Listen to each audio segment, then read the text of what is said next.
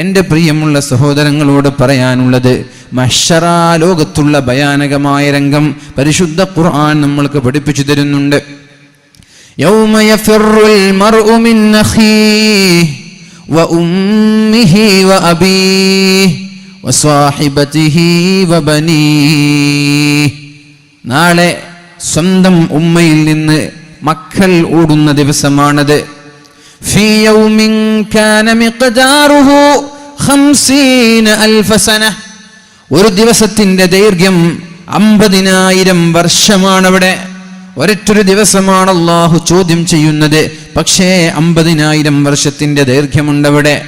ആലോചിച്ചു നോക്ക്. 60, 70, 80 ആകുമ്പോഴേക്കും ജനങ്ങളൊക്കെ അള്ളാഹുവിനോട് ദുആ ചെയ്യാൻ തുടങ്ങി. പടച്ചോനെ ഒന്നെന്നെ കൊണ്ടുപോ, മതി, ജീവിച്ചു മടുത്തു, അല്ലേ? സഇംതു തകാലിഫൽ ഹയാതി വമൻ യഇശ് 80 ഹൗലൻ. 80 വർഷക്കാലം ഒരാൾ ജീവിച്ചാൽ എങ്ങനെയാണ് ഒരാൾക്ക് ജീവിതം മടുക്കാതിരിക്കുക? സഇംതു തകാലിഫൽ ഹയാതി വമൻ യഇശ്. ആരെങ്കിലും ഒരാൾ 80 വർഷക്കാലം ജീവിച്ചാൽ എങ്ങനെയാണ് ഒരാൾക്ക് ജീവിതം മടുക്കാതിരിക്കുക? എന്നാൽ അള്ളാഹുവിൻ്റെ മഹ്ശറ എന്ന് പറയുന്നത് 50,000 വർഷമാണ്. ഫീ യൗമിൻ, ഒരൊറ്റൊരു ദിവസം. പക്ഷേ കാന മിഖ്ദാറുഹു 50,000 സന. 50,000 വർഷത്തിന്റെ ദൈർഘ്യമുള്ള മഹ്ശറ ലോകം. ആ സമയത്തെ രംഗമാണ് അള്ളാഹു പറയുന്നത്. യൗമ യഫിറുൽ മർഉ മിൻ അഖീഹി. സ്വന്തം ജ്യേഷ്ഠനെ കണ്ടാൽ, സ്വന്തം സുഹൃത്തിനെ കണ്ടാൽ ഓടിപ്പോകുമെന്നാണ്. വസ്വാഹിബതിഹി വബനീഹി. യൗമ യഫിറുൽ മർഉ മിൻ അഖീഹി വഉമ്മിഹി വഅബീഹി. ഉമ്മയിൽ നിന്ന്, ഉമ്മയെ കണ്ടാൽ എൻ്റെ ഉമ്മ നിങ്ങളെ രക്ഷപ്പെടുത്താൻ എനിക്ക് കഴിയില്ല എന്ന് പറഞ്ഞ് ഓടിപ്പോകുന്ന രംഗം ഒന്ന് ഓർത്തു നോക്ക്. ഇന്ന് എന്തെങ്കിലും ഒരു പ്രയാസമുണ്ടാകുമ്പോൾ നമ്മൾ ആദ്യം ചെല്ലുന്നത് ഉമ്മയുടെ അടുത്തേക്കാണ്. ഉമ്മ നമ്മുടെ ഒരു അഭയമാണ്, ഉമ്മ നമ്മുടെ ഒരു പ്രതീക്ഷയാണ്. എന്ത് പ്രയാസങ്ങളും പ്രശ്നങ്ങളും ഉണ്ടാകുമ്പോൾ ഉമ്മയുമായൊന്ന് സംസാരിക്കുമ്പോൾ മനസ്സിനൊരു കുളിർമയാണത്. നമ്മുടെ അഭയം നമ്മുടെ ഉമ്മയാണ്. എന്നാൽ അതേ മാതാവിനെ, അതേ ഉമ്മയെ നാളെ മഹ്ശറാ ലോകത്ത് കാണുമ്പോൾ ഈ മകൻ ഒളിച്ചോടുമെന്നാണ്. വഅബീഹി. ഉപ്പയും നമ്മുടെ അഭയകേന്ദ്രമാണ്. ആ ഉപ്പയെ കാണുമ്പോഴും മക്കൾ ഒളിച്ചോടുമെന്നാണ്. അതേപോലെ മക്കളെ ഏത് പ്രയാസമുള്ള സമയത്ത് പോലും ഉമ്മമാര് കൈവടിയാറില്ല. പരിശുദ്ധ റസൂലുള്ളാഹി സ്വല്ലല്ലാഹു അലൈഹി വസല്ലമ തങ്ങളുടെ സമീപത്തേക്ക് ഒരു മാതാവ് കടന്നു വന്നത് നമ്മൾക്ക് ഓർമ്മയുണ്ട്. തൻ്റെ ഷോൾഡറിൽ, തൻ്റെ മാറോട് ചേർത്ത് പിടിച്ചൊരു കുഞ്ഞിനെയുമായിട്ടാണ് കടന്നു വരുന്നത്. എന്നിട്ട് അള്ളാഹുവിൻ്റെ ഹബീബിനോട് ചോദിക്കുന്നുണ്ട്, നബിയേ, നിങ്ങളല്ലയോ പറഞ്ഞത് അന അർഹമു മിനൽ ഉമ്മി ലിവലദിഹാ. അള്ളാഹുവിന് ഒരു ഉമ്മയ്ക്ക് മക്കളോടുള്ള സ്നേഹത്തെക്കാളും കാരുണ്യത്തെക്കാളും അള്ളാഹുവിന് അടിമകളോട് കാരുണ്യമുണ്ട് എന്ന് നിങ്ങളല്ലയോ നബിയെ പറഞ്ഞത്? നബി തങ്ങൾ പറഞ്ഞു, അതെ, ഞാൻ അങ്ങനെ പറഞ്ഞിട്ടുണ്ട്. അന അർഹമു മിനൽ ഉമ്മി ലിവലദിഹാ. ഒരു ഉമ്മയ്ക്ക് മക്കളോടുള്ള സ്നേഹത്തെക്കാളും വാത്സല്യത്തെക്കാളും കാരുണ്യത്തെക്കാളും അള്ളാഹുവിന് അടിമകളായ നമ്മോട് സ്നേഹവും വാത്സല്യവും കാരുണ്യവും ഉണ്ട് എന്നാണ്. അപ്പൊ ചോദിച്ചു, എൻ്റെ ഈ മാറോട് ചേർത്തിരിക്കുന്ന ഈ പിഞ്ചു പൈതൽ, ഈ കുഞ്ഞിനെ നിങ്ങൾ കണ്ടു, ഇത് അടുപ്പാണ്, തീ പുകഞ്ഞുകൊണ്ട് തീ കത്തിക്കൊണ്ടിരിക്കുന്ന ഒരു അടുപ്പാണിത്. ഈ അടുപ്പത്തേക്ക്, ഈ ഒരു തീയിലേക്ക് എൻ്റെ മാറോട് ചേർത്ത് പിടിച്ച ഈ കുഞ്ഞിനെ ഞാൻ വലിച്ചെറിയുമെന്ന് നിങ്ങൾക്ക് തോന്നുന്നുണ്ടോ? അള്ളാഹു പറഞ്ഞത് ഉമ്മയ്ക്ക് മക്കളോടുള്ള കാരുണ്യത്തെക്കാളും അള്ളാഹുവിന് അടിമകളോട് കാരുണ്യമുണ്ട് എന്നാണ്. എൻ്റെ മകൻ, ഈ മകനെ തീയിലേക്ക് ഞാൻ വലിച്ചെറിയുമെന്ന് തോന്നുന്നുണ്ടോ? ഇല്ല, ഞാനറിയില്ല, ഉറപ്പാണ്. പിന്നെ എങ്ങനെയാണ് അള്ളാഹു ഞങ്ങളെ നരകത്തിലേക്ക് വലിച്ചെറിയുന്നത്? നമ്മുടെ കൂടിയിരിക്കുന്ന നമ്മളൊക്കെ, നമ്മുടെ മക്കളൊന്ന് ഓർത്തു നോക്ക്. വലിയ മക്കൾ, കുറച്ച് വലുതായി വാശി പിടിക്കുന്ന മക്കളൊന്നും ഓർക്കണ്ട. ചെറിയ കുട്ടികൾ, നല്ല കുസൃതി പ്രായമുള്ള ആ ഒരു സമയം ഓർത്തു. ആ കുട്ടിയുടെ നമ്മളൊരു തീയിലേക്ക് വലിച്ചെറിയോ? ആ കുട്ടിക്ക് ചെറിയ ഒരു മുള്ള് തറക്കുന്നത് പോലും നമ്മൾക്ക് ഇഷ്ടമാണോ? കുട്ടിക്ക് പനി ബാധിച്ചാൽ നമ്മൾക്കും പനിയാണ്. കുട്ടി ഭക്ഷണം കഴിച്ചില്ലെങ്കിൽ നമ്മളും ഭക്ഷണം കഴിക്കൂല. ഈ രീതിയിൽ മക്കൾ മക്കളെ സ്നേഹിച്ച് വളർത്തിയ നമ്മൾ ആലോചിക്ക്, എപ്പോഴെങ്കിലും നമ്മുടെ കുട്ടിക്ക് പ്രയാസമുണ്ടാകുന്ന വല്ലതും നമ്മൾ ചെയ്യോ? ഇല്ല. എന്തുകൊണ്ട്? അവരോടുള്ള സ്നേഹമാണ്. എന്നാൽ ഇവരോട് നമ്മൾക്കുള്ള സ്നേഹത്തെക്കാളും അള്ളാഹുവിന് നമ്മോട് സ്നേഹമുണ്ടെന്ന് പറഞ്ഞാൽ അള്ളാഹു നാളെ നമ്മെ രക്ഷപ്പെടുത്തുമെന്ന് എന്നല്ലേ ഇതിൻ്റെ അർത്ഥം? അള്ളാഹുവിന്റെ ഹബീബ് കരഞ്ഞുപോയി. മുഅ്മിനീങ്ങളെ, ഈ ഉമ്മയുടെ വാക്ക് കേട്ട് നബി തങ്ങൾ കരയാൻ തുടങ്ങി. നബി തങ്ങളുടെ താടിരോമങ്ങൾ നനഞ്ഞുപോയി. എന്നിട്ട് അള്ളാഹുവിന്റെ ഹബീബ ഉമ്മയോട് പറഞ്ഞു കൊടുക്കുന്നുണ്ട്, ഇന്നല്ലാഹ ലാ യുഅദ്ദിബു ഇല്ല ശാരിദൽ മാരിദൽ മുതമദ്ദിദ്. അള്ളാഹു അടിമകളെ വെറുതെ അങ്ങോട്ട് ശിക്ഷിക്കൂല, വെറുതെ അങ്ങ് നരകത്തിലേക്ക് വലിച്ചെറിയൂല. പിന്നെ ആരെയാണ് അള്ളാഹു ശിക്ഷിക്കുന്നത്? അള്ളാഹു ശിക്ഷിക്കുന്നത് ധിക്കാരികളായ അടിമകളെയാണ്, അഹങ്കാരികളായ അടിമകളെയാണ്, വോട്ട് കാട്ടുന്ന അടിമകൾ. അതാരാണ്? അള്ളാഹുവിനെ ധിക്കരിച്ചുകൊണ്ട് തെറ്റു ചെയ്യുന്നവർ. അടിമയിൽ നിന്ന് അറിയാതെ തെറ്റുവന്നാൽ അള്ളാഹു ശിക്ഷിക്കുകയേ ഇല്ല. നമ്മൾ അറിയാതെ നമ്മുടെ ഭാഗത്തൊരു തെറ്റുവന്നാൽ അള്ളാഹു അതിൻ്റെ പേരിൽ നമ്മെ ശിക്ഷിക്കുകയില്ല. മറന്നുകൊണ്ട് നമ്മളൊരു തെറ്റ് ചെയ്തു, അള്ളാഹു നമ്മെ ശിക്ഷിക്കുകയില്ല. അള്ളാഹുവേ, നീ ഞങ്ങളെ ലാ തുഅദ്ദിബ്നാ ഇൻ നസീനാ ഔ അഖ്തഅനാ. അള്ളാഹുവേ, അറിയാതെ ചെയ്തതിൻ്റെ പേരിലും മറന്ന് ചെയ്തതിൻ്റെ പേരിലും ഒരു കാരണവശാലും നീ ഞങ്ങളെ ശിക്ഷിക്കല്ലേ എന്ന് അള്ളാഹു പരിശുദ്ധ ഖുർആനിൽ സൂറത്തുൽ ബഖറയിൽ ആയത്തിറക്കുന്നുണ്ട്. അള്ളാഹു അറിയാത്തതിൻ്റെ പേരിൽ ശിക്ഷിക്കുകയില്ല.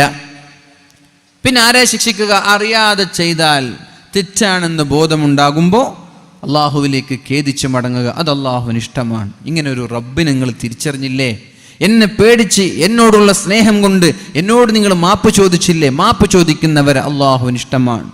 തെറ്റാണെന്നറിഞ്ഞു, ചെയ്യാൻ പാടില്ലായിരുന്നു എന്നറിഞ്ഞു, എന്നിട്ടും തൗബ ചെയ്യാനോ തെറ്റ് തിരുത്താനോ ഒന്നും തയ്യാറായില്ല. താൻ പിടിച്ച മുയലിന് 3 കൊമ്പെന്ന രീതിയിൽ തെറ്റിനെ ന്യായീകരിച്ച് നടക്കുന്നവർ, അത്തരം ആളുകളെയാണ് അള്ളാഹു ശിക്ഷിക്കുക. അല്ലെങ്കിൽ ബോധപൂർവം അള്ളാഹു കാണട്ടെ, അള്ളാഹു അറിയട്ടെ, അള്ളാഹു എന്ത് ചെയ്യുമെന്ന് നോക്കാമെന്ന് വിചാരിച്ച് തെറ്റ് ചെയ്യുന്ന ആളുകൾ, അത്തരം ധിക്കാരികളായ ആളുകളെയാണ് അള്ളാഹു നരകത്തിലേക്ക് വലിച്ചെറിയുന്നത് എന്ന് പരിശുദ്ധ റസൂലുള്ളാഹി സ്വല്ലല്ലാഹു അലൈഹി വസല്ലം. ഇവിടെ ആ ഉമ്മ മക്കളോടുള്ള കാരുണ്യമാണ് ആ ഉമ്മ അള്ളാഹുവിന്റെ ഹബീബിനോട് പറഞ്ഞു കൊടുക്കുന്നത്. അതേപോലെ മഹദിയായ ആയിഷ ബീവി റളിയല്ലാഹു അൻഹാ, ആയിഷ ബീവിയുടെ സമീപത്തേക്ക് ഒരു ഉമ്മ കടന്നു വരുന്നുണ്ട്. വയസ്സായൊരു ഉമ്മയാണ്. ആ ഉമ്മയുടെ കയ്യിൽ 2 മക്കളുണ്ട്. ചെറിയ ഒട്ടും പൊട്ടും തിരിയാത്ത 2 മക്കളുണ്ട്. മഹദിയായ ആയിഷ ബീവിയോട് ചോദിച്ചു വല്ലതും തരണമെന്ന്. ആയിഷ ബീവി റളിയല്ലാഹു അൻഹാ വീട്ടിലുണ്ടായിരുന്ന 3 ഈത്തപ്പഴം എടുത്ത് ആ ഉമ്മയുടെ കയ്യിൽ കൊടുക്കുന്നുണ്ട്. ഉമ്മ അതിൽ നിന്നൊരു ഈത്തപ്പഴം തൻ്റെ വലതുഭാഗത്തുള്ള കുഞ്ഞിന് കൊടുത്തു, മറ്റേ ഈത്തപ്പഴം ഇടതുഭാഗത്തുള്ള കുഞ്ഞിന് കൊടുത്തു. എന്നിട്ട് 2 പേരും തിന്നുന്നത് ആസ്വദിക്കുകയാണ്. 3ാമത്തൊരു ഈത്തപ്പഴം ആ ഉമ്മ തിന്നാൻ നിൽക്കുമ്പോഴാണ് മറ്റേ 2 കുഞ്ഞുങ്ങളും ഉമ്മയോട് ഉമ്മ ആ ഈത്തപ്പഴം കൂടി തരൂ എന്ന് പറഞ്ഞ് കൈ നീട്ടിയത്. ഉമ്മക്ക് വിശപ്പുണ്ട്, പട്ടിണിയാണ്, ഉമ്മയും പട്ടിണിയാണ്. പക്ഷേ തൻ്റെ 2 മക്കൾ വലതുഭാഗത്തു നിന്നും ഇടതുഭാഗത്തു നിന്നും ആ ഒരു ഭക്ഷണം തരുമോ എന്ന് ചോദിക്കുമ്പോൾ ഉമ്മയുടെ പട്ടിണി മറക്കുകയാണ്.